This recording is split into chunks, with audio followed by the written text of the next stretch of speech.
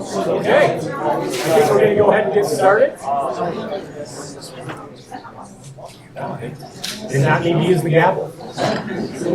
We're going to go ahead and get started here tonight for the Hudsonville Public Schools Board of Education regular meeting for June 13, 2024. Everybody on the board is in attendance, with the exception of Dr. Hooper, who will join us in a few weeks. So first order of business is we're going to please stand for the Pledge of Allegiance.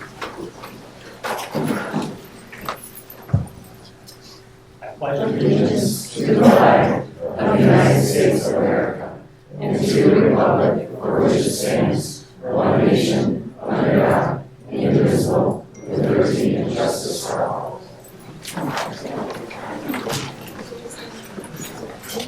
Okay, can I have a motion to approve our agenda for tonight? So Moved by Don, support by Andrew.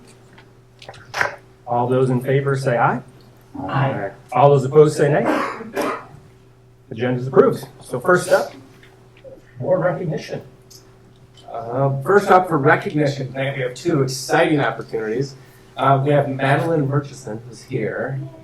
So I'm going to give you, Madeline's here before talking about a project she was working on for her Gold Award for Girl Scout project. And I'm going to just explain this, a couple things. First of all, the Gold Award is awarded to fewer than 6% of Girl Scouts annually. It's the highest level of achievement for a Girl Scout. Each Gold Award, Girl Scouts spend 1 to 2 years on a project. As is described in the Gold Award, many of them since 1916. So congratulations. Her project, you want me to tell you about it? Or sure, tell us about you can. All right. So her project, if you remember, almost not 2 years ago, but pretty close, was here to talk about how to really provide an opportunity for more families and students in our district to really understand some of their choice reading opportunities in the district. So she's been working on that. She's provided, and I would say educated many on different reading opportunities, and maybe you can spend a few words just telling us about the work you did over the past couple years. Yeah, so I made a bunch of different pamphlets and brochures for families in the district so that they could learn more about the choice reading process, because that is a fairly new process to many parents. I just wanted to say thank you. I'm honored to have been able to complete this Gold Award project for the district. I couldn't have done this without my project advisor, Ms. Fall, Mr. Beal, Ms. Taylor, Dr. Vanderjack, and you, the Hudsonville Public School Board of Education. Thank you all for your interest and guidance along the way. I appreciate the opportunity to create a lasting impact here at Hudsonville Public Schools.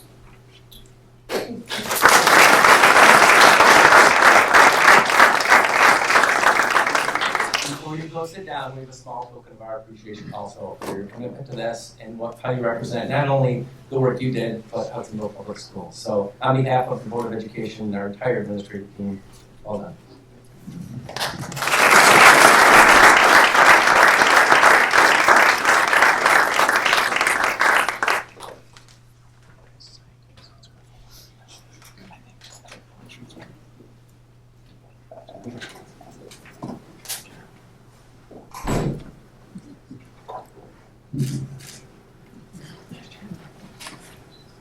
Madeline, will you continue on in scouting and Girl Scouts?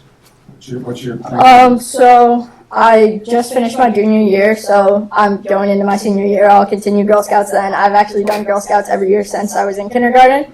And in the summer, I do a service camp on Mackinac Island where I'm super involved too. Awesome. That's awesome. Thank you. Great job. Thank you. Thank you. Our next recognition, and I have to be honest, I've had the privilege of watching our boys volleyball team, and I've never seen them lose. Mainly because I was late for a tournament once, and I understand there might not have been the outcome they wanted early in the season. I didn't mean to bring it up. Sorry, Coach. But I think it really, if you look at boys volleyball in the state of Michigan, it was started as more of a district about 4 years ago, and our boys won the district title. We considered it a state title because it was the only district really in the state. But now there's a true state tournament, and will be recognized as an MHSA sport the year after next. So it's really come a long ways, and a lot of it is a credit to our coach, Aaron Wedge, who not only works with our team, but really spearheads volleyball across the state to make it grow, and it's appreciated. It's nice to have the people making decisions in your own backyard. So thank you to Coach Wedge for the work that he does. Our boys volleyball team has just been fun to watch. And I will tell you, trying to make plans for 2 weeks ago, it was a Friday night, was the state tournament. Earlier in the day, the girls were playing water polo in Ann Arbor. The boys were playing volleyball at Cornerstone, and soccer was playing at West Ottawa. So I had plenty of miles on my car, but I made it back for volleyball at Cornerstone, which was epic. However, the night before, I did not think I would need to go to Cornerstone, because if you follow volleyball, it's the best of 5, so the first team to win 3 sets. We were playing Saline, and we were down 0-2. So we lost the first 2 sets. And I've seen our boys play, and I'm not a coach, volleyball coach. I've seen them play better. And then they turned it on. And the third set, I believe you were down 20-18 in the third set, maybe? It was, but then they won the next 5, 6, 7 points, won the third set. And I leaned over I was sitting next to Mrs. Bush, one of our assistant principals at the high school, and she said, "It's over, just watch." And they rolled and won the next 2 sets, and then obviously made it to the state finals, in which we were playing Grand Haven, which has been a tough team for them. I know I'm giving more updates. You're like, I'm supposed to say this. I was just so fired up to watch them win. And then when they played Grand Haven, we knew it was going to be a tough match. And I hate to say this, from my standpoint, it didn't seem like you guys had a hard time at all. 1 in 3 sets, won a state title. It just was fun to watch. I really enjoy watching the sport. I appreciate the character of not only the team, but the coaching and the leadership. If you look at our boys volleyball team, we have volleyball players outside of season. Some are bowlers, some play tennis, some play, there's all sorts of sports. They play outside. It's not like these boys play volleyball some play all year round, but some, this is their sport. And it's another opportunity for kids. I'm going to turn it over to Mr. Wedge. I probably took everything that you were just going to say. If you could say a few words, I would like to recognize the boys for their accomplishment once again on their 3rd straight state title.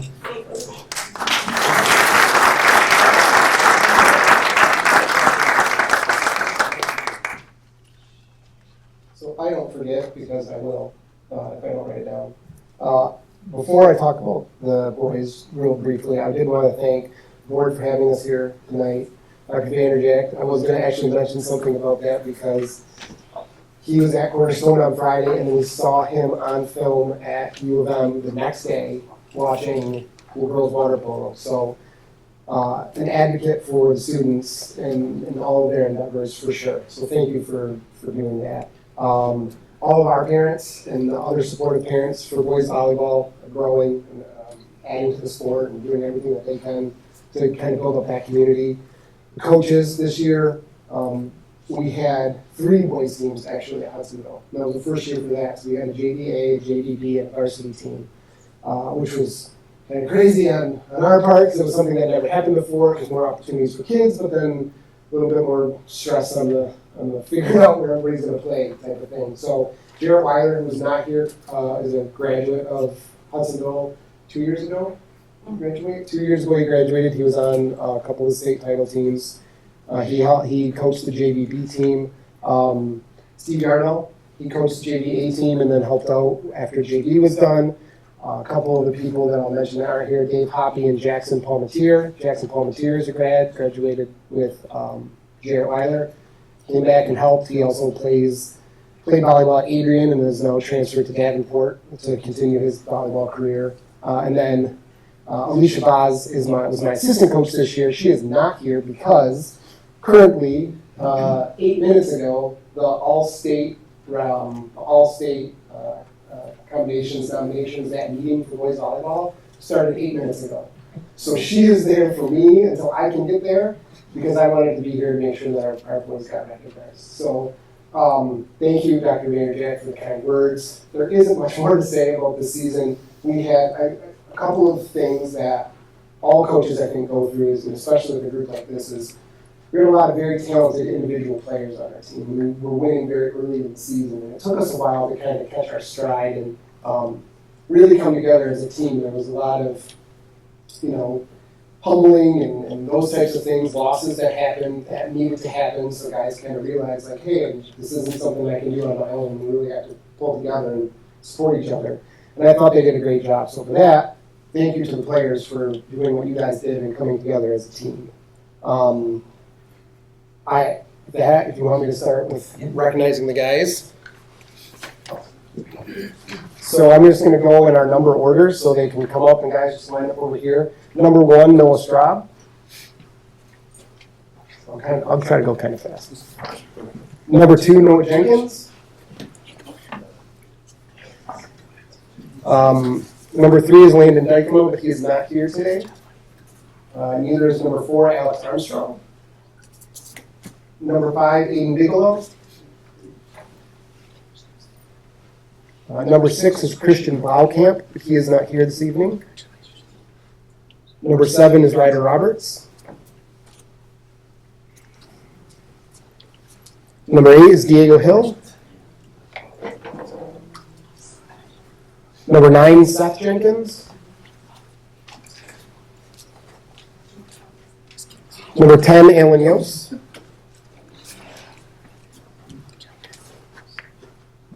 Number 12, Jonas Straub. Number 13, Carter DeYoung. Number 14, Keon Yarnell. Number 15, Cam Rogers. And hey, sorry, Logan, number 11. If I don't mess up one thing every year, it wouldn't be like sorry. You should at this by now. You do this every year. Come on. Congratulations. A couple other, a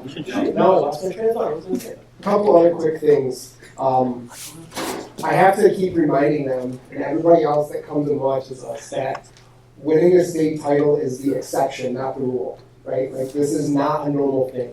We have really good players with really good families who have really good supporting staff at Hudsonville who make the team an easy thing to coach. And so we've had a lot of success because of all of those things. I'm way down on that list of things that are helping this team go. I did want to point out a few individual things. So Logan, if you'll step forward first, just step forward. Logan received all academic, all state honors. So congratulations for that, Logan.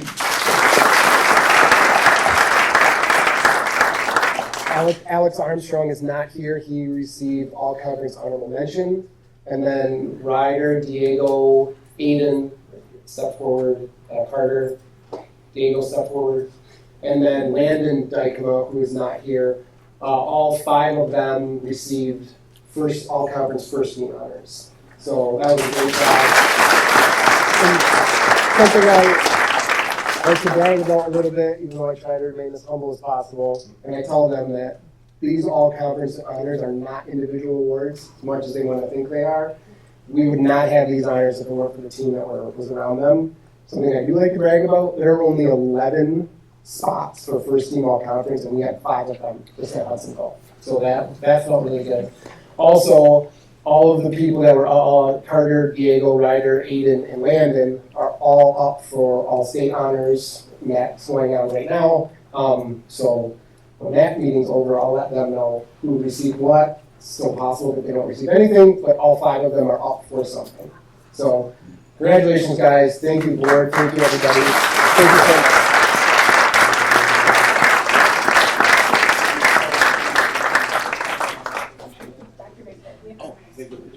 Squeeze in. That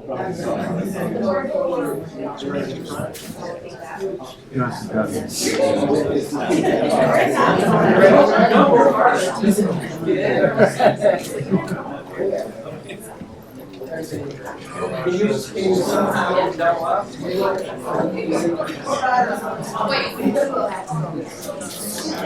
don't want to like it.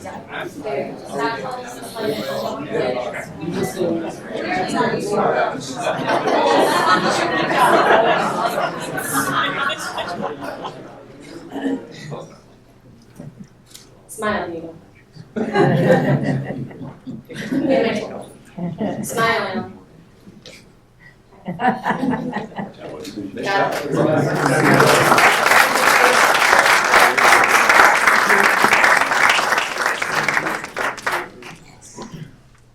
was the most interesting experience at Cornerstone. Mr. Beal was on his phone watching soccer that Mr. Szymanski was streaming, and I had the water polo on my phone watching soccer, so we were multitasking. Congratulations. What were you doing in your car in between all these things? We were just talking about All right. They know the drill. They don't stick around for the rest of it. It's fun. Always fun to celebrate titles. All right, next on our agenda, teaching and learning feature. Mrs. Taylor.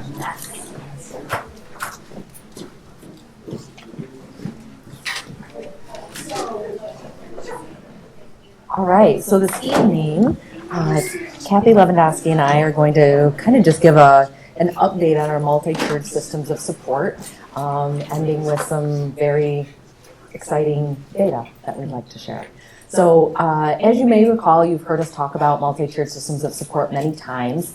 Although there's been processes in place in Hudsonville for several years, really the work the last couple of years has been really dedicated to a systems approach and equitable processes across the district, really guided from MDE and their vision for a robust multi-tiered systems of support. You can see that there's 5 pinwheels on, or five spokes on the pinwheel, I guess is what we would say. Team-based leadership, continuous database decision-making, comprehensive screening and assessment system, selection and implementation of instruction, interventions, and supports, and tiered delivery system. So a robust system is going to tend to all 5 of those spokes on that pinwheel in order to create sustainable systems. By way of reminder, a lot of the MTSS work has been made possible with the use of COVID relief funds to ensure that we have these systems, sustainable systems in place is really the vision. From a team-based leadership, one example that coincides with this work is the development of our district improvement team. This where we have a goal, meet the needs of all students in the areas of academics and behavior through a whole child approach. You can see there's the MTSS-A, which is the academics, and MTSS-B, which is the behavior, and then the strategies, or excuse me, the activities that fall into place underneath that particular area. Additional areas of team-based leadership that we are moving forward with at this time is development of committees such as a pre-K-12 ELA committee, a pre-K-12 math committee, which will be kind of an extension of our elementary math committee, but really that team-based decision-making, using data to guide those decisions, but moving from a place of one person being a decision-maker to that distributed leadership that really creates sustainable change in systems in a district. Under tiered delivery system, another spoke of the pinwheel is really that tier 1 instruction. Again, this is not anything new, but just giving that overview here this evening. Tier 1 is that whole class research-based core instruction that all students receive. For students who are not finding success in tier 1, we have data systems that identify if there's a student who is not making appropriate growth at that particular grade level with the tier 1 instruction. That's where tier 2 comes in. Targeted small group interventions, so again using research-based intervention tools to identify gaps in learning, drill down specifically what students need, and then provide that intervention and track the data from there. And then finally, tier 3, if students are still not making progress over a period of time, moving into tier 3. In an ideal tiered system, and this is work that we're working on, a student who is receiving tier 3, we also want them to have tier 2 intervention and also access to core instruction. So it becomes an and, not an or. So it's a tier 1 and tier 2 and tier 3 at that level of support so that we're closing gaps and not creating more. Right, under the comprehensive assessment system, you will see multiple assessments serving varying purposes. So of course we get the state assessment, which is our M-STEP and PSAT and SAT assessments. We have benchmark assessments through 8th grade, and that measures student learning and growth. We give that 3 times a year, and we use that data to make district and building level informed decisions. Our benchmark assessment is the STAR assessment. We also have summative assessments, which measure student and learning growth and informs instruction. Those are created either by teachers or provided by curriculums. Formative assessments are given frequently during the learning process, and it enables the teacher to really make that timely, targeted response to the data, like even the next day after a formative assessment, also created by teachers or provided by curriculum. And then when we see that our students are struggling, we recognize that we need to dig deeper. And we do that through diagnostic assessments, where we really try to diagnose what's going on with the student and what gaps they may have in some of their foundational skills. We currently are doing that with math and phonics surveys. We use that data then to make continuous database decisions. So at the district level, we do that with the DSIT team, and we look at the district data and then have dialogue around that and determine what action steps might be for the district. And then we have our school leadership teams, which we call the Guiding Coalition, and that is, they look at their building level data and determine what response might look like. And then of course we have at the grade level and departments, we have that response data in our academic collaborative team and PLC type meetings at the grade level and department level. The next spoke is intervention, instruction, and supports. So we've been really focusing on foundational skills in reading and math, and also looking at instructional practices. For example, we've been really intentional around classroom talk this year, as well as small group instruction within the Tier 1 classroom.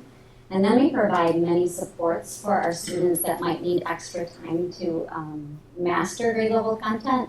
So our current supports that we continue to develop are seminar and guided academics at the high school.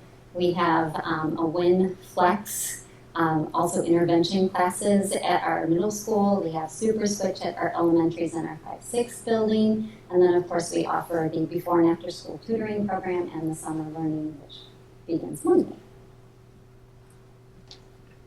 So to measure the success of a system, of course, we look to our data. So we're going to look at some benchmark data today. So this is a reminder, our STAR assessment data, it measures grade level standards, and it's a really strong predictor of proficiency on the M-STEP as well. So I put some little arrows along the bottom here, and so you can see like where COVID is, and then also where we really began the MTSS system intentional work around the pinwheel. With the addition of my role and the academic specialist roles in the buildings. And so this graph, this trend graph, shows the percent of students, this is math, estimated to score at or above the state benchmark on STAR math. So you can see that we have continued to go up, and also like significantly up in the past year when you compare spring from 2022-23 to 23-24. This next graph is actually a student growth percentile trend data graph. So this one will show the percent of students at or above typical growth relative to others in the same grade with a similar math score history. So you can see again, COVID, ooh, that was quite a dip. And then we have the MTSS system there, and then you can see that we're really starting to recover. This is the same trend data for reading, so elementary, 5, 6, and middle schools. So you can see the spring benchmarks across the years. And then the SGP, student growth percentile, again with those students that are achieving at or above typical growth in a year. So we have benchmark assessments through 8th grade. So I did want to show you some of the data that we've been pulling at the high school this year. So we've been really studying seminar requests. So seminar, if you we mentioned with those supports, is a structure in our day where students can receive extra help from teachers as they might need more time to master the content. And so we've been measuring seminar requests across the year and across the tries, And you can see, like these are the number of kids that have been requested to go to a teacher, math teacher or ELE teacher, for extra help. And then this is a new dashboard. We have a new analytics system that we've almost got ready to go. We're super excited about it. This is a dashboard from that analytics system. And you can see ELA passing rates for the past 2 years there on the left. But the reason I wanted to show you this is these kids here, which happen to be in the orange and red, those are kids that we can keep an eye on that are receiving like D's and F's in a course. And then we want to make sure that those kids are being requested for their seminar time so that they can receive support from their teachers. So we're keeping a really close eye on that at the high school, and I wanted to highlight that that is some data that we've been really mindful of this year.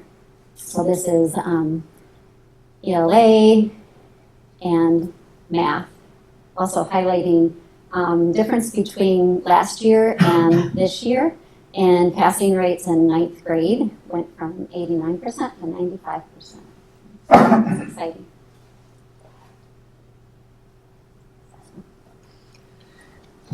So living into continuous improvement, which is a space that we live in a lot, we're looking at growing forward and what some of our next steps are within the system. Certainly a key piece of that is what you heard at our last work session around our professional learning communities work, additional time to do this intentional work at deeper levels to support all learners is that next step with some Wednesday time for staff to dive in to formative assessments and responding in timely manner, et cetera. The analytics, which Kathy just spoke of, that unified insights, that's a key component for some of the sustainable data systems so that we can respond quickly instead of the time that it takes and even the man-woman power to compile all the data and then respond. So that analytics dashboard will help us tremendously. And then continuing to increase those team-based decision-making opportunities, one of them being at the middle school, creating consistent systems between Baldwin Street and Riley Street. We pulled together a team this year to do some problem solving around that and feeling good about that work, but want to continue to improve those systems as well. And then district-based district data-based decision-making. So that's that district improvement work. This was the first year that we met as a district improvement team, and that work will continue as we dissect specific standards that we are seeing success on within data, and then also standards that we need to pay attention to within some of those other teaming structures that we have. For example, the ELA committee that was also formed this year. So that's some of our growing forward, and I really, I can't thank Kathy enough. Her leadership has just been phenomenal in moving these systems forward, and then the entire team, the academic specialists at all levels that are supporting this work at the building is really phenomenal work, and you can see from the data that certainly seems to be making an impact on student learning, so it's exciting. Any questions for us? Yeah, a couple questions, comments. It's not until you see the graph that you realize how much of an impact COVID did have on student growth. And I like the fact that you separated out what they know versus how they grow. Mm-hmm. Again, I think all of us know that intuitively, but when you see a graph like that and you realize how much we do need some recovery efforts. And again, obviously great work for what we are doing. So thank you for that. Second question, and I know we've talked about this before, we have statistics on math and reading, not much on science and social studies. And is that in correlation with the M-STEP, the way they test? Is that, and where do you see that going as far as getting more information on how students are doing in those areas? So we do have M-STEP scores on science and social studies, as well as PSAT and SAT that we can drill further into. Typically, when we're talking about recovery from COVID or learning loss, our primary focus really is on the reading and math. We know that reading is a key component to success in all content areas, but within the PLC work, those content teachers will also be digging into their own particular data within their courses, within their specific classes then, to make some of those decisions, not only on individual students, but then overall standards and progress, or standards that we need to pay more attention to. So that work really is happening in all areas under the umbrella of professional learning communities. From an intervention perspective, we are focusing on math and ELA. From again, the intervention from a PLC perspective, though, all teachers will be requesting students during seminar in order to ensure that deeper levels of learning are happening for those who may be struggling. Thank you. Yeah. Kathy, can you talk numbers in the tier 1, 2, and 3, number of students involved? Yeah. Give them an idea of that. So that's really tricky right now, Sure. but the Unified Insights Analytics System is going to make that like that. So we'll be able to track our interventions in a much more seamless and intentional way, and we'll be able to like look and see how many kids are being served in intervention across the district, really at the drop of a hat. So we're excited about that. It's tricky to gather that information. We can, but I don't have it ready for you today. Yeah. If you think about a pyramid, it's pretty close to what those percents would be.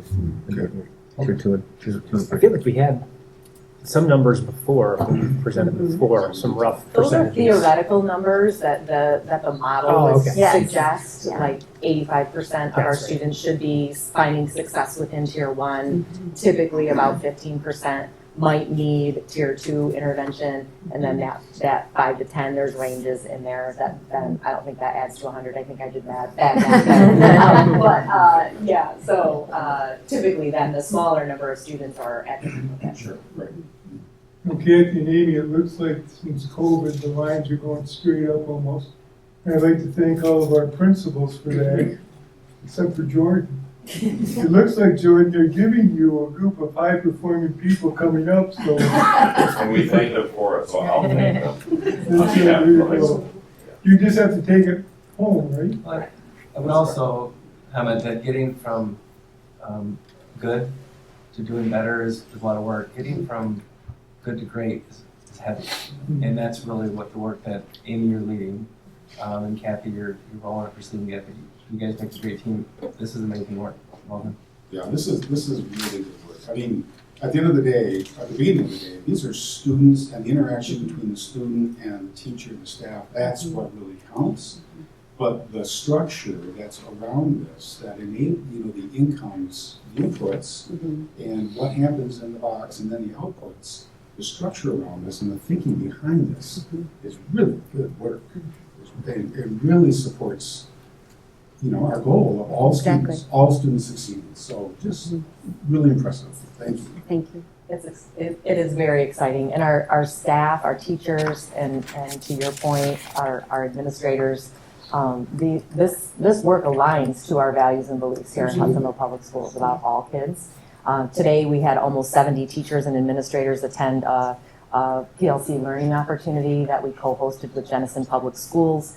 And it's summertime, and we still had over 70 administrators and almost 70 administrators and teachers attending for learning that is all around this work. And the component of the PLC is what do we do for the students who also have achieved, right? Who get it? What do we do for them as well? And that is a key piece of professional learning communities work that we are tending to as well. Thank you. Thank you. Yeah, thanks. Great job. Appreciate it. Okay, we have recognition of visitors and hearing of people present. Just one tonight, Okay. Jennifer Johnson.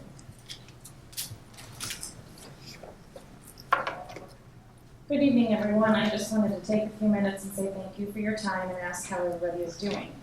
Anything interesting going on in your lives? Anything you'd like to share during the public comments at the end of the meeting? How are your spouses, kids? Do you have grandchildren? Anything going on in their lives? I'm sure everyone here would love to learn more about your personal lives. I'm really interested in hearing more about yours, Mark.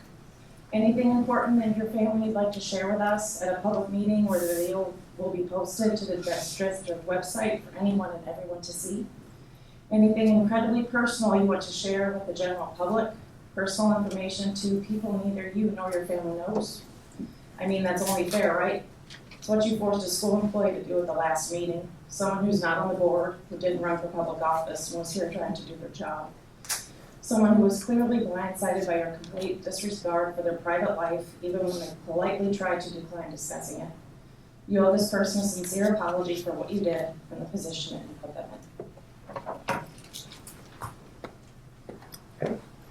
We're going to move on to the action items. First up is the consent agenda. So the following resolution is proposed, resolved that the board approve the consent agenda action items as presented. So moved by Andrew. Support that. Support by Mark. Any questions? All right. All those in favor say aye. Aye. All those approved say nay. Motion passes. We're going to move on now to the regular action agenda items. First up is the high school CAD lab PC and monitor purchase recommendations. Mr. Briggs. Thank you. Yes, as reviewed at the work session today, recommendation is to purchase 36 workstations, 37 monitors from Full-Driven Technology for a total of $66,549. It was reviewed in detail at the meeting, and that is the recommendation. All right. Thank you. So the following resolution is proposed. Resolved that the board approve the recommendation to purchase 36 Dell Precision workstations and 37 monitors from People-Driven Technology for a total amount of $66,549 as presented by Patrick Briggs, Assistant Superintendent of Business and Finance. So moved. Moved by Don, supported by Ken? Yep. I knew it. I was going to get to it. Any questions for Pat? No changes from the work session information. And timing of these? They're in inventory, so we'll have them before school. We're going to repurpose or part out some of the stuff that's replacing as, Yes. as best we can, but they're getting fairly up there in age, right? Yeah, but there's places we can use them. So our staff, the tech department does a great job, either recycling, repurposing, or selling. We use market. Anything else? All right. All those in favor, say aye. Aye. All those opposed, say nay. Motion passes. Thank you. Next up, the MHSAA membership resolution. Every year the board needs to take a resolution, or we ask the board to take a resolution to stay and work in conjunction with the Michigan High School Athletic Association. This is the yearly request that we maintain our membership with the Michigan High School Athletic Association. I really hope this passes because our girls playing the state championship softball game tomorrow. So Yes. with that, I'll let them That's know. for next year, right? Tomorrow or Saturday? Saturday, right, tomorrow. Today is not Friday. Okay. The following resolution is proposed. Resolved that the board approve the 2024-2025 Michigan High School Athletic Association membership resolution as presented by Dr. Vanderjack. So, by Andrew. Support. Supported by Don. Any questions? Thoughts? Put you on the spot a moment here, Dr. Vanderjack. In the past couple of years, there's been an occasional swirl among MHSAA and the school and realignment and blah, blah, blah. Anything you... Yeah, that's more of an You see on OK that conference. one? It's more of an OK conference conversation, not an MHS. The challenge of the MHSAA is the growing number of sports. They're welcoming in boys volleyball, girls field hockey the year after next. There's more questions about adding boys and girls water polo into the mix, which could come shortly thereafter. That's when it comes to MHS. The OK alignment, from our standpoint, we're an OK Red school, and we have that safety in that group. And a lot of other districts want to be in that because they want competition. The number of sports that we offer mirrors the schools that are in the OK Red with us. So we're very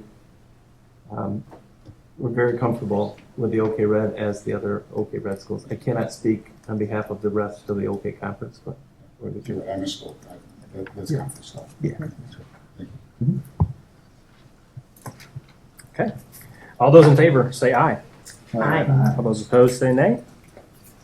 Motion passes. Next up, first reading of our board policy updates. Yeah, so we brought the board policies from our spring update with Neola to the board for the work session. We reviewed the board policies. There was one recommended change I did send to the board for policy number 2410 and 2414. Sorry. Just make sure you write the right. So 2410, I'm sorry, it was not changed. 2414 and 2418, thank you. Those two policies, there was a language change to maintain some language in there regarding really the school's role in having family conversations, and we felt it was important to maintain the understanding that that is not the place for the district. It's a place for a family conversation, and so we kept the language in, made a minor adjustment to it, but that is our recommendation. And the rest of the policies, there were no changes based on the work session. Cool, thank you. The following resolution is proposed. Resolved that the board approve of the first reading of the following board policies as presented by Dr. Vanderjagt. So moved. By Don. We'll give it to you.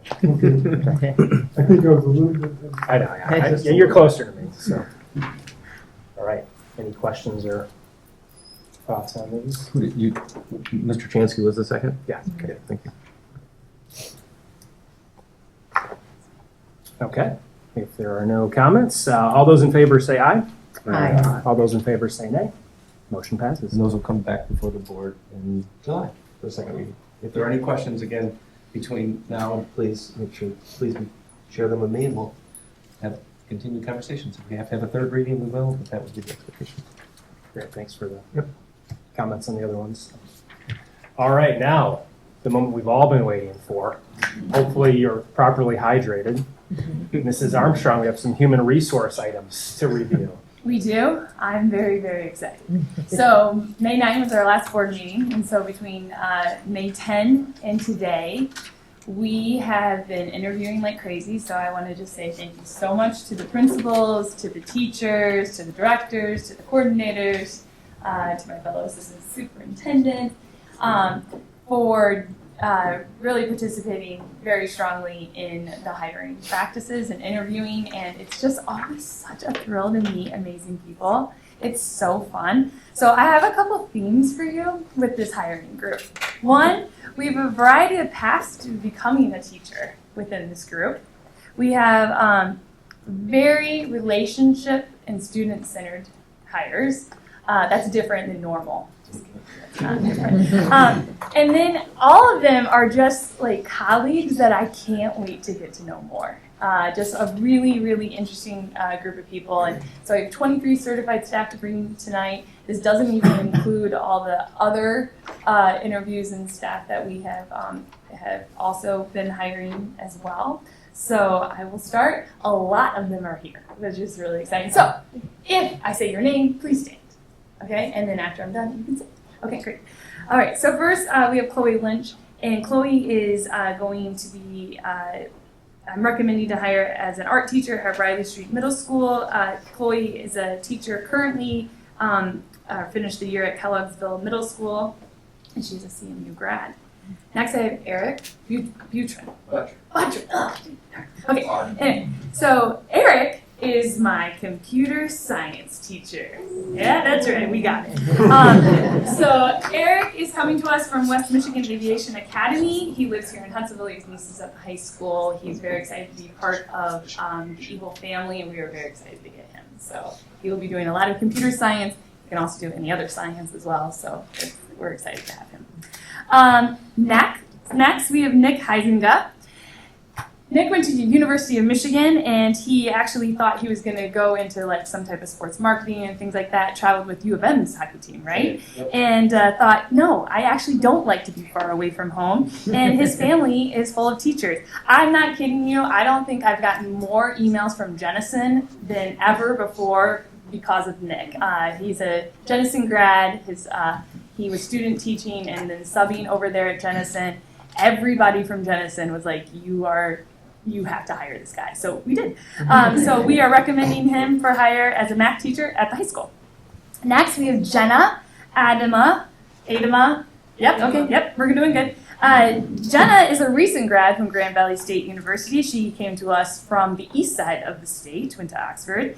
And, at the end of our interview, she's looking to be an English teacher at Riley Street Middle School. And one of the questions I always ask my candidates if your colleagues had to describe you in 3 words, and then they have to say that. And she used the word warmth, and I'm not kidding you, that was exactly how I was feeling at that moment. So we're excited to get her to work with our students at Riley. Next, we have maybe a face you recognize in Jerica Sharborn. Jerica is an HPS grad. She played some golf, you might know that. And Jerica did a long-term sub for maternity leave that we had this year, not in her content, but she killed it. And then she was like, I don't really think I wanted to work at Hudsonville High School. And then she was like, yes, I do. I do. So she is going to be working in the English department as an English teacher at the high school. Thank you. Next, we have Keegan Kolkliger. I am not doing good today. I apologize. I'm just so excited. Okay, so Keegan is being recommended to hire as an EL teacher. I think he'll be in a couple of different buildings. But Keegan wowed everybody with his great demo. He went to community college at Muskegon Community College and then went to Grand Valley for his degree. He also owns a balloon animal business. So I'm excited for that. Yep. Next we have Olivia Lepard. Olivia, she was our building sub at Jamestown Upper this past year, and Jeremy could not get me to hire her fast enough, get her in front of groups. Teachers were telling me if we don't put her in front of children at Riley Street Middle School as an English teacher, we would be silly. She has this reading endorsement that we think is going to be really great for our interventions at Riley and really going to benefit kids that are struggling with reading coming into middle school. So we're really excited to have her. Next, we have Alex Kuiper, who I don't think is here tonight. Alex is being recommended to hire as a counselor at Baldwin Street Middle School. He's coming to us from Seattle, Washington. He was a high school counselor out there. He's currently coaching lacrosse at Holland Christian, so maybe he'll help out with our lacrosse program. But he loves kids, and we're really excited for him to work with our kids at Baldwin Street. Next, we have Jared Midnitt. Jared went to college at CMU, and he was like, you know what I'm going to do? I'm going to work in Young Life. And so he created a program in Midland in Young Life and has been working there. But while he was doing that, he realized, no, actually, I should be a teacher and follow in those footsteps. And so he went back and got his teaching endorsement. And he's actually on baby watch right now. At any moment, he could run out of here because his wife's about to have their second. And we're recommending him for hire as a science teacher at Baldwin Street Middle School. Yep. Kaya Warner. Kaya, we are also recommending for a science teacher at Baldwin Street Middle School. Kaya, this is dedication. She graduated from Adrian University or Adrian College on Sunday and then was sitting with us Monday morning for her interview, which was really cool. She played basketball at Adrian, and we were very excited to make this bulldog an eagle. Yeah, I know. I thought it was good. Okay, Jack Cucci. Come on, man. We're standing. Okay, I am so excited about this because I don't know if you know Jack, but Jack has been in our district for a very long time. He has worked as an ECC para. He has worked as an Eagles Nest supervisor, and while he was working for us in all these different para roles, he also was putting himself back through school to get his teaching endorsement. And he currently, this past year, he's a student taught over at Jamestown Lower in kindergarten, and then was at Jamestown Lower para, and now he's going to be in kindergarten at Allward. So we're really excited to get him into that spot.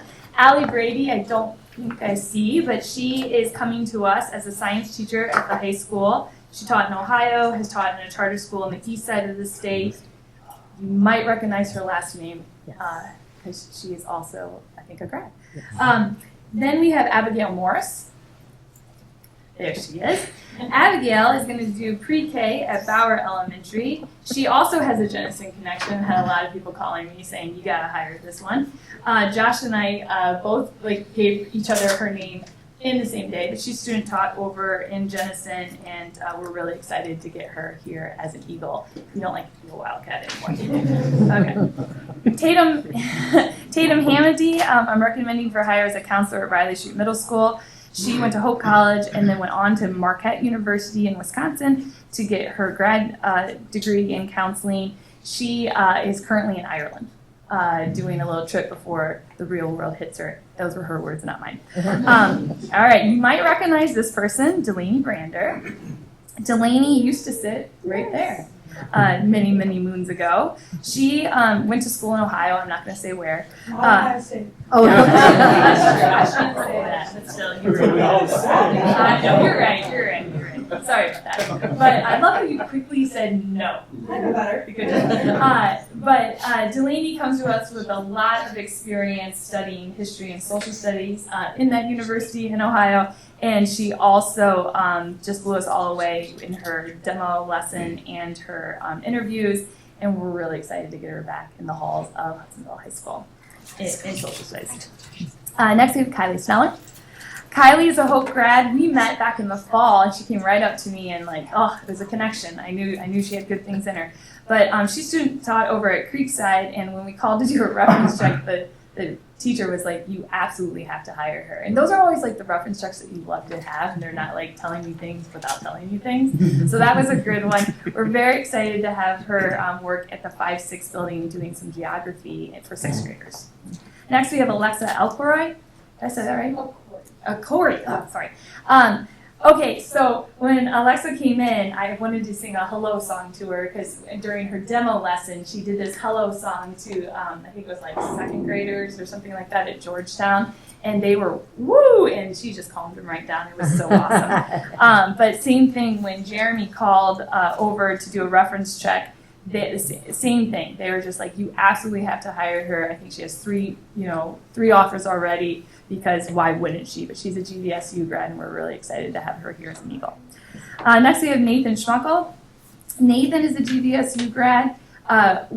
Jordan and I were at the Grand Valley State University job fair, and he came up to us, and we both wrote his name down on our little list, and we knew that he was one that we wanted to get in front of an interview committee for English at Baldwin Street Middle School. And he's hoping to coach. He really wanted to be an Eagle, and we're really excited to have him here. Next is Ryland Dykema. Ryland, student taught here in our district throughout the year, and then and she graduated from Central Michigan University. And during the interview for 2nd grade at Allward, the team there, Heidi, said that her demo just blew everybody away, and they were so excited to get somebody that has spent so much time already in the district in the building. So we're really excited to have her at Allward in 2nd grade. Then we have Claire Nixon.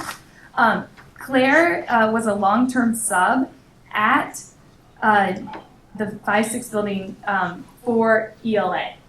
And then that teacher has decided not to come back, and her counterparts in 6th grade English emailed me and said, well, can't we just have Claire? And so I was like, well, there is a process. But she went through the process. Melanie was really excited, and we're going to recommend Claire Nixon to fill that vacancy at the 5-6 building. Then we have Katie Darrow. I know this is Catherine. She goes by Katie. Katie Darrow is a Hudsonville resident. She has been teaching resource in Saugatuck over the last couple of years. We're really excited for her to fill a vacancy that we have at Georgetown. She has done everything at Saugatuck since it was a small building, and so I think she's really excited to have a team of teachers in resource to work with. Then we have Gunnar Elder. Gunnar's name might sound familiar because he has been our varsity boys lacrosse coach here at Hudsonville for the last couple of years, and the kids have just loved him as a coach. And but he has been teaching since 2020 in Grant Christian. And during his first round of interviews, I think Bill was shocked how much he drove in a day. Because we were and Bill was laying it out. He's like, so you're going from Holland all the way to Grant. Then you go to Hudsonville, and then it was just kind of funny. So anyway, he's dedicated is what that means. That's what that means. So we are very excited to recommend him for hire at social studies at the high school. And finally, we have Melissa Bell. Melissa has been a para with us since the 2017-18 school year. She has worked in special ed at South Elementary. She did a long-term subbing, maternity leave for us this year and in the past. She did have teaching experience in resource at Ridge Park Charter. She does some summer stuff at the ECC, and again, we just love having people that know our kids get into positions here. So those are 23 amazing people that I am recommending to you, the board, to hire. There you go. Thank you. Yeah. That was a lot. It's always a fun time to hear you go through all those names. Good.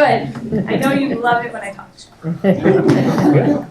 I mean, you all should feel really excited. I don't think anybody's a better hype person than Anna. It's their walk-up songs. I got There it. you go. All right, so the following resolution is proposed. Resolved that the board approve the following certified hires as presented by Ann Armstrong, Assistant Superintendent of Human Resources.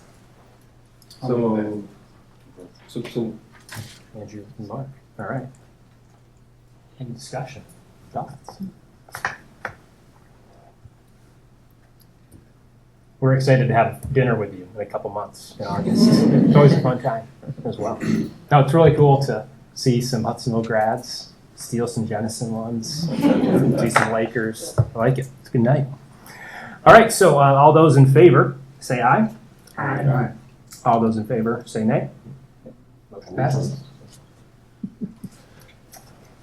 Moving on, Superintendent Reports. I have a brief update today. First of all, welcome to all of our new staff. It's hard to sit here and have conversations with all of you, but throughout the year, we'll have plenty of time. And when we come back and the welcome back, the dinner with the new staff is just a great time to get to know all of you and your personal stories. For those that take offense to the Jenison comment, I'm a Jenison grad too, so it's okay. It's all right. We find the light and we work our way over to Hudsonville, so it's all good. And we all know that the Jenison superintendent was a Hudsonville grad, so it works out just fine. Ask Mr. Glass about his thoughts on Jenison. Yeah, to run into Casey. Yeah. So, welcome to all of you, and I will like to thank Mrs. Armstrong and your entire team, all of our administrators, the teachers that came in to help support interviews.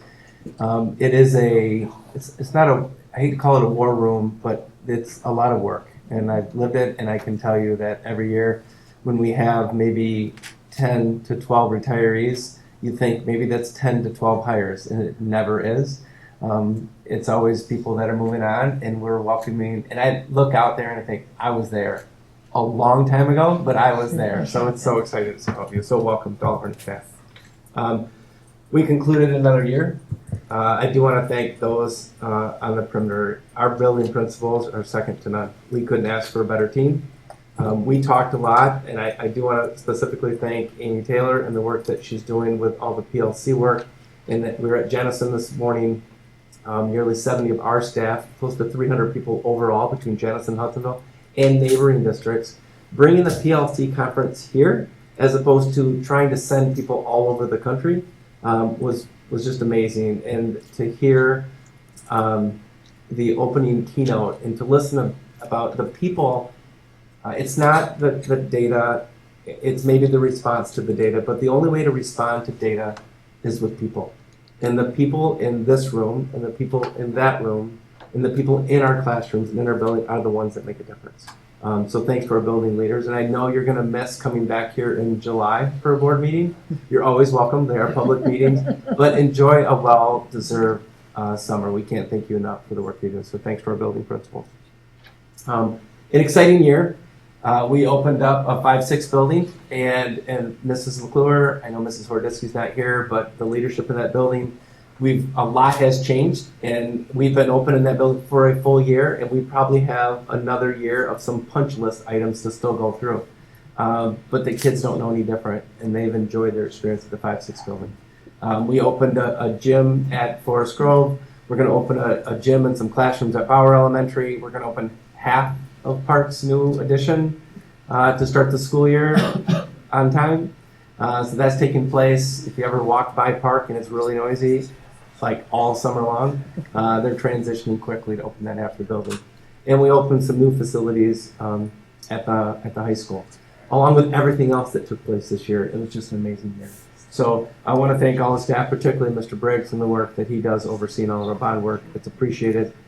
It's well managed. You could not find a better central office staff that I've ever worked with. You can't find a better one, top to bottom, in our district. So thanks to our entire team.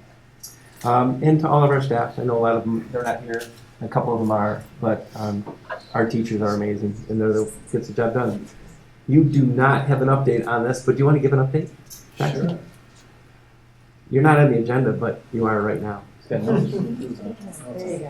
Wasn't where I was making a surprise visit, but here I am. So, I'll make it quick since we're expecting this.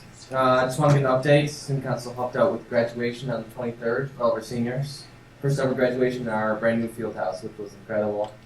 It was amazing to be there. I had the opportunity to usher the seniors one last time, so that was awesome as well.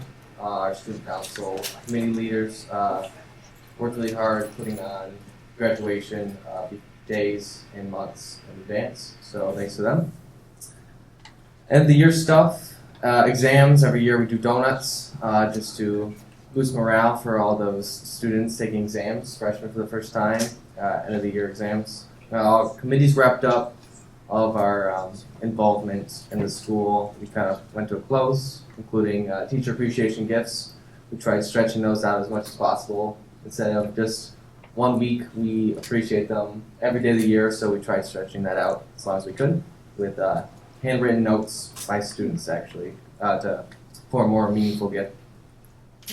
We hosted an ice cream social to just celebrate Renaissance students. For those who don't know, Renaissance is a achievement that students earn through attendance and maintaining grades and even grade improvement. So we served hundreds of students just as an end of the year ice cream celebration, which was incredible to watch. We hosted a blood drive on the 6th, which was incredible. I have a little bit of information about that.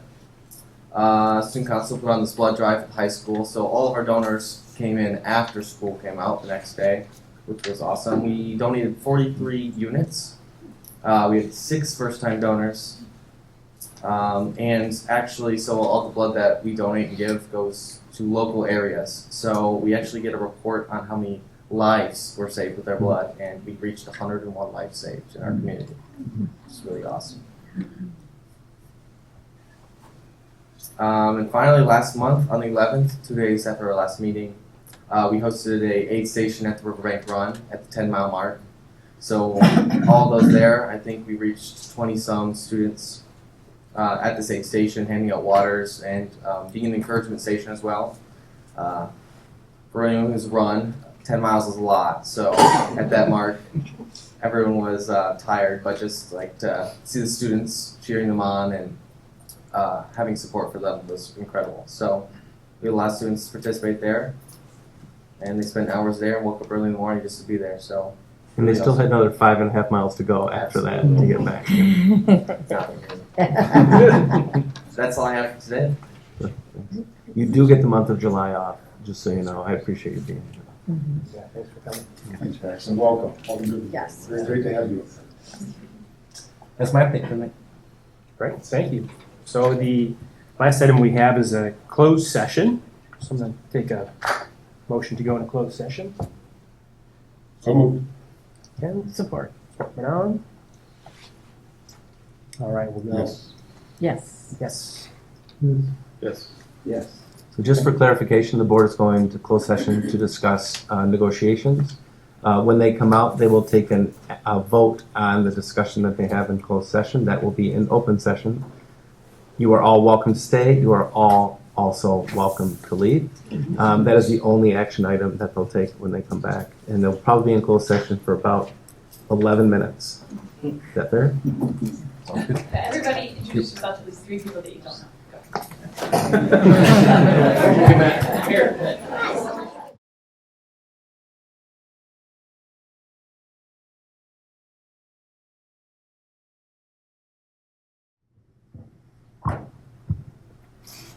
Pretty good. You can make. Good. You want it? So we'd like a recommendation to make to the board for a transportation contract. Yes, I am recommending the proposal as shown to the board for the wage increases for our bus drivers as negotiated. So the 1-year wage contract would be the last year of a 3-year contract with transportation, and then next year up for negotiations for language and wages. This is simply a wage reopener for the final year of their 3-year contract. The recommendation as presented to the board a short time ago is the recommendation from the district. Okay, great. Can we have a motion? Mark will move it. Support. Support by Dawn. Any questions on it? Okay, thanks again for the work on it. Go ahead and make the vote. All those in favor say aye. Aye. All those opposed say nay. Motion passes. Nice job to both of you. Nice job. Well, yeah, thank you very much. Quick roundtable for all those in attendance. We'll start down with Mr. Hall here. Sure. Just to pick up on a few comments on Dr. Vanderjack's comments, the field house graduation was an exclamation point to a very, very good year. When you look at the work that was done on MTSS, on PBIS, on SEL implementation, on continuous growth of offerings to students in the arts and in sports and in other extracurriculars, strong yes votes on 2 millage votes this year. New challenges that have been posted in the district on deepfake and AI, the professional learning community focus, the audit performance. Again, the words that we are one of the best districts that they've audited. District-wide academic focus. I got to sit through a math corner. It's just a slice of that focus. And the work just continues over the summer. I know we talk about, well, it's the end of the school year, but it's just the beginning of the school year, right? So we get that as well. We appreciate what you do. So just an outstanding year for the district. And thank you all for the work that you all do, and the whole staff, everybody. So can't not mention the big event at the Vanandel on Tuesday night, where our choir sang with Foreigner on stage, and someone posted just a snippet of the very end. And later on, I saw Deb had commented the same thing I felt. When the students got done singing and everybody was hooting and hollering, seeing those students turn to each other with this big smile and this look of disbelief, like, oh my gosh, we just sang on stage with Foreigner. It gave me goosebumps, because it was like, wow, that was just a amazing event, not only for those students, but again, proud of our district, proud of our fine arts program. Looking at the students here that we recognized, wow, great athletes, but also the academics that they represent. And again, it's all part of the bigger picture of all of us caring about all kids and finding where their strengths are and pursuing that to the end of the ropes. And, So just to be clear, Dorothy and I got there a little bit late. Before the kids sang, we didn't get there till like 8 o'clock. They didn't sing till 9. We got 2 tickets near the back of the floor, but I knew the usher. And I said, just so you know, when our kids sing, I'm going all the way down the aisle to the front. And I said to Dorothy, if I get kicked out, meet me up front. And not get kicked out. But it was cool. It was really cool. I understand. And then just to clarify for the public, when are the girls softball? Girls play at 10 o'clock on Saturday at Michigan State. Yes. Against Lake Orion. Lake Orion's an interesting story. They won. Sorry, it's not a sports update, but Lake Orion won 5-4, and in their game, they played. We played Midland earlier, so Milan maybe. Milan maybe. Anyway, Milan hit a grand slam in the top of the first, and the pitcher hit the grand slam, who's going to Duke, I believe, to play softball. And as she crossed first base in celebration, she tore an ACL or something, knee ACL, MCL, something. And so they had to pull her, and so Lake Orion kept coming back, and then they brought the girl back in to try to bat in the 7th, and she could barely move, and they got beat 5-4. So we played Lake Orion on Saturday at 10 o'clock. And then sports will be done for the year. Well, hopefully we get to celebrate them in July. I said hopefully. I didn't say we will. Not jinx it. Yeah, I echo many of the things that Ken already articulated. So, thank you. It's great to see the new teachers. Obviously, they're not here anymore, but also the former Hudsonville grads. It's always fun. So thank you, and for all the work you and your team put together for that. Definitely fun. And then summer science, we leave a week from Sunday for just under 3 weeks. So had our last meeting with the students last day of school, and we've got our pre-trip exam a week from Saturday, and getting ready to go again on in our new bus. So There you go. With air conditioning. with air conditioning. Yes. Specifically for the driver. That's He's got- oh, That's right. and That's right. Driver, he's sleeping. Not behaving, you can tell. Let's hope it fits with, let's hope it fits with the pedal. It should. Yeah. I think that. It should. Let out a little Not even air. better. Take a picture of it. Yes. There's nothing you can do. Let air out of tires. Happy our problem. That's it for me. Thanks. Stephanie Fast had a nice article in Hudsonville Living about a letter writing campaign between our Baldwin students and some seniors nursing homes. A nice article, a great concept for the students to do, and they actually went and met the seniors as well. Fantastic. All right. I'm all set. Everything that's, I echo a lot of what everybody else said, so we can have a motion to adjourn. So, Andrew? Support. McKim? All those in favor, say aye. Aye. Those opposed, say nay. We are adjourned. So we are not here. Is that gonna work?